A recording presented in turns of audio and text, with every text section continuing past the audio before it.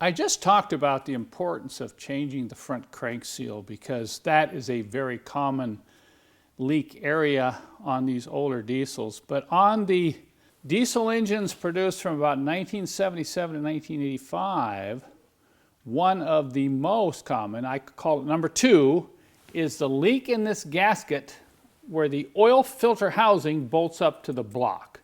Now the oil filter housing is aluminum, the block is cast iron, so you have different expansion and contraction of these two metals, and over time this gasket starts to leak. And you can see, if you look right down here, see all that wetness? That's the first sign. Just go into your car, the steering box sits right about here. Look underneath, and if this is all wet right around this area, it means this gasket right here is leaking. This gasket is put on with no sealant.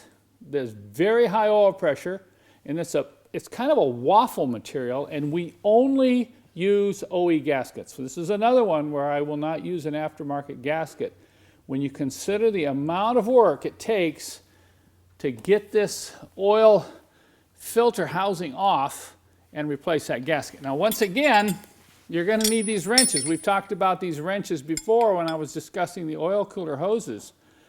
But you do have to remove the hose fittings here in order to get this off the engine. A couple other things I include in the kit. I include some zip ties to help you hold the gasket in place, because it's really hard to work down in here. You got a restricted space. I also have a special tool that'll help you get to these hex bolts, because a couple of them are really tough to get out. So this kit, the gasket and the special tool, comes with complete instructions on how to do this.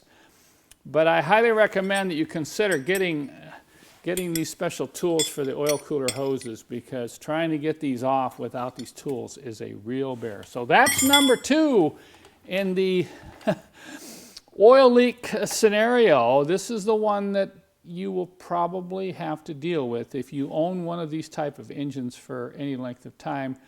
Now, in the next video, I'm going to show you one of the other, what I consider the 3rd most common oil leak area.